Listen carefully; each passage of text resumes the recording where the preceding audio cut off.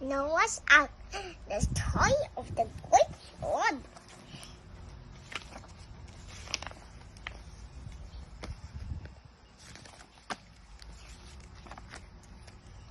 Long ago, when the world was still new, God saw that the earth was not well.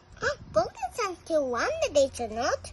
Silver moonlight covered the nights and the hills, valleys, rivers, and sea were as beautiful as on the day God made them. But the world had changed. The people had become wicked. They fought one another, hurt one another, and made mischief. They had forgotten that God wanted them to be good. In fact, they had forgotten God completely. Seeing this made God so unhappy that he wished he never made people. He decided that something must be done. As God looked down on the world, his eyes fell upon one man, whose name was Noah. Noah was the only man on earth who remembered God. He worked hard every day, despite the fact that he was very old.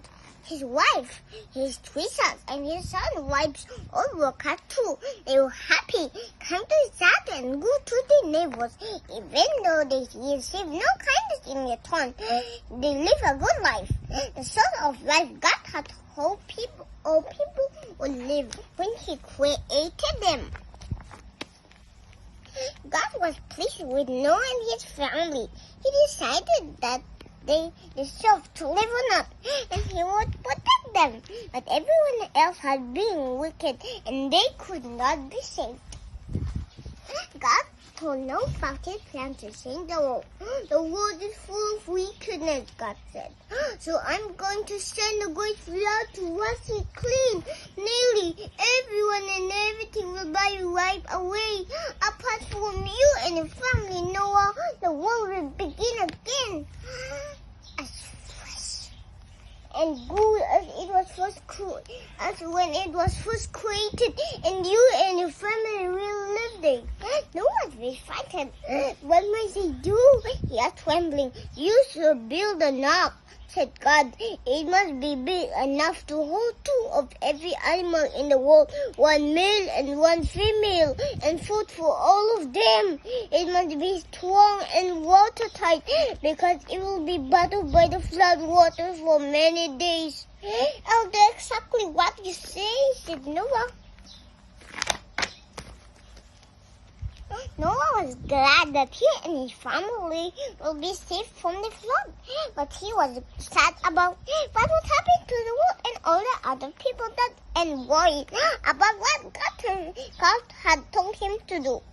How can I build an ark? Such an ark? I'm not the shipbuilder, he thought, and how I can collect so many animals. God expects so much of me, and I might wait I will fail. But God wouldn't let Noah fail. He was there beside Noah every step of the way, helping him and telling him what to do. Noah and his son worked hard, chopping, sewing, sanding, and hammering. Gradually, the ark took shape. Will Noah work hard? When Noah walked, God spoke to him. It will rain for 40 days and 40 nights, and the land will be covered with water, but you and Noah will be safe in the ark.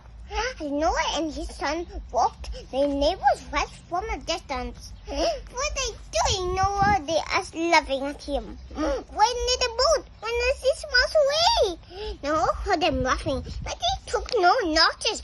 After many weeks, the ark was finished. It was taller, longer, and stronger than any boat they had ever been. It was slick, smooth, and shiny on the outside, with strong shutters at the windows and heavy lock on the door. The pavilion was stormy weather. Inside there were many rooms, some wide enough for the largest pair of elephants to walk side by side. Others high enough for the tallest giraffe to stand in without bending their necks. All of a sudden, dark clouds appeared in the sky and turned to yellow. The people who had been laughing at Noah saw that the weather was changing and started to head for home. Perhaps Noah is just a fool after all, said Noah. There's a storm coming for sure, and he'll be safe and dry inside the ark. Noah began to gather the animals, a male and a female of every creature that hopped, walked, crawled, or flew or not. They were cats, bats and rats, monkeys and donkeys, hooting owls and wolves that howled, big baboon and little raccoons. So many animals, all of all shapes and sizes. Noah led the animals up the gangplank and into the ark, and the rain began to fall. We don't have much time, thought Noah. The sky turned black, and the rain fell harder. Noah's wife, his sons, and his son's wives made sure all the animals were safely on board. Then they went into the ark with one last glance at the world he loved. Noah went inside too and shut the heavy doors behind him. After the ark, rain fell everywhere. Not so soft drizzle, but soaked to the skin, blood to the bone. Rain became puddles, and puddles flowed into the street, into lakes, and put into the white rivers. And all the rivers joined together became an angry ocean. The one dry land was overwhelmed, and hills and homes were gone forever.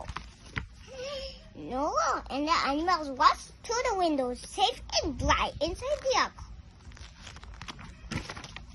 For 40 days and 40 nights, it rained.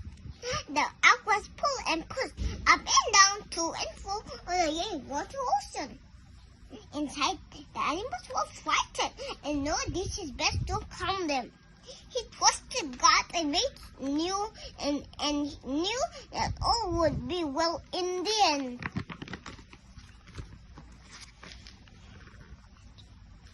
At long last, the rain stopped, just as God had said it would, and the ark lay still on the water until it began to blow.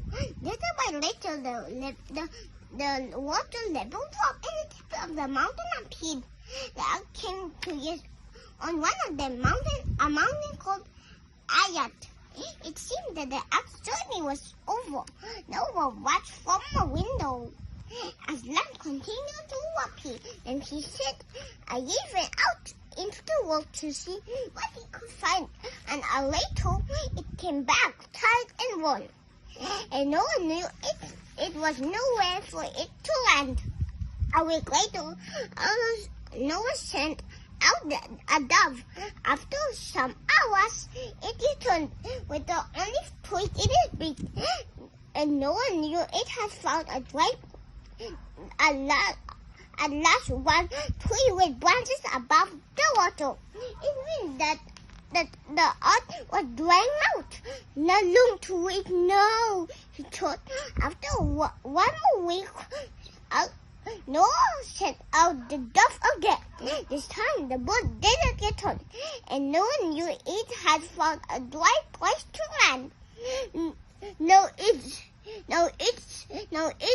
is safe to leave the ark, he said to his family. Noah flung open the doors, and the animals fell out of the ark. They gazed away in all directions, laughter stretched their legs and ran free. The birds flew off to find twigs to build new nests, and the deer trotted off to see the search for fresh green grass to eat. The deer frog and the lion jumped. The monkeys camped in the kangaroo's hut. Soon they would all find new homes and reach their family. Soon they engaged their family on the new dry land. After all the animals had left the ark, Noah and his family left too. Noah wanted to thank God, so he built an altar of stone and bowed his head to pray. You saved me from the flood and brought me to the dry land again, said Noah. I will always be thankful. God heard Noah's prayer and was pleased. Now it's the time for a new beginning on earth. He said, I bless you and your family, and I wish you well. You must have lots of children, so the world will be filled with people again. All earth's creatures are yours, the animals and plants, the land and the seas. They belong to you, and you must take care of them. Thank you, God, said Noah. One more thing, God continued. I promise that I will never send another flood to destroy the world. Look up and you will see a sign.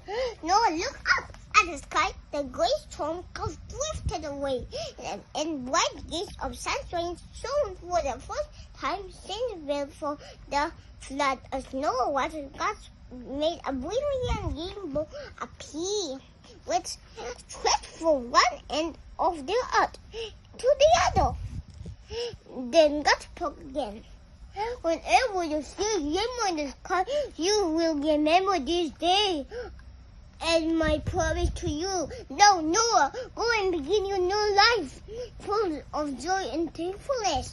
Noah walked down the mountain to join his family and a new beautiful world.